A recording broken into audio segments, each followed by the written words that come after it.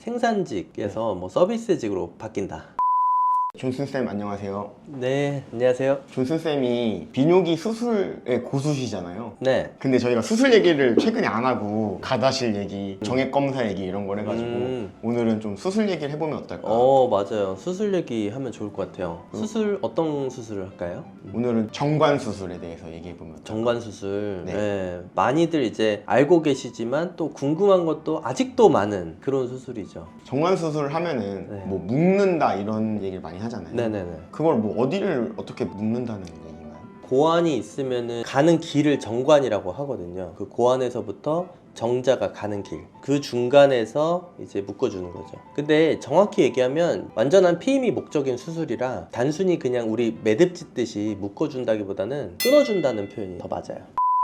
정관 수술은 왜 하는 수술인 거예요?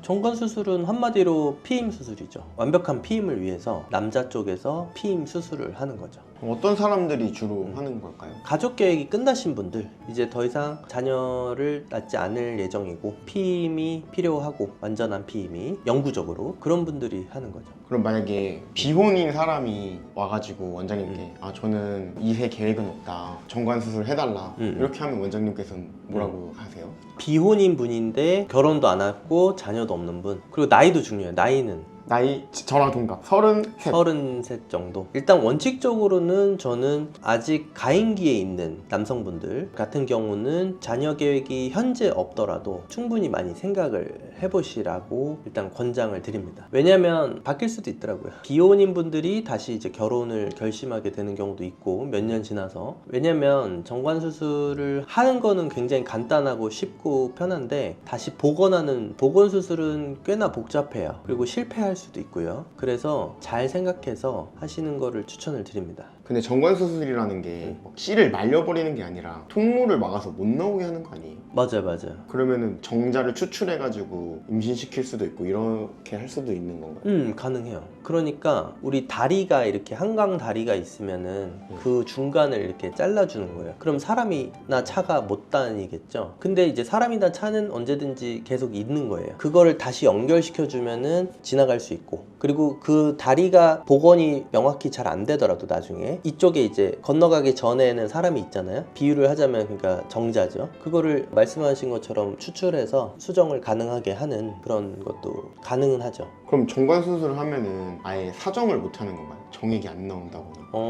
제가 이렇게 비유한 그 사람이 지나간다는 그 사람을 정자로 비유한다면 정액이라는 거는 정자만 있는 게 아니에요. 정액이 약간 물처럼 되고 끈적끈적 하잖아요. 많은 부분은 그런 물처럼 된 부분이에요. 그 중에 이제 정자에 해당하는 부분은 아주 극소수기 때문에 정자만 이제 흔히 말하는 그 씨만 못 지나가는 거지 정액량은 거의 보존이 돼요. 그래서 우리가 눈으로 보기에는 거의 변화 없는 것처럼 된다 이거죠. 사정은 그대로 나온다. 사정을 할 때 쾌감을 느낀다? 이런 게 있잖아요. 정관 수술해도 변화가 없다는 그런 게 그렇죠. 쾌감도 전혀 문제가 없어요. 그대로 성관계나 할 때 쾌감이나 그리고 발기 여부 그런 것도 전혀 상관이 없어요. 그냥 그 길만 끊어주는 거기 때문에 그 길을 끊어주는 거 외에는 다른 거는 다 뭐 아무 건드리는 게 전혀 없거든요. 사실 그래서 어떤 감각이라든가 쾌감이라든가 사정량이라든가 발기 문제 뭐 이런 거 다 크게 영향이 없다. 설명을 좀 들어보니까 엄청 간단한 수술인 것 같아요. 정관 수술은 비뇨기과 의사들한테는 굉장히 간단한 수술이에요. 고환이 있으면 고환에 한 5mm 정도의 절개를 해서 안쪽으로 그만큼 얇은 기구가 들어가서 정관만 싹 꺼집어내서 딱 끊어주고 나오는 거예요.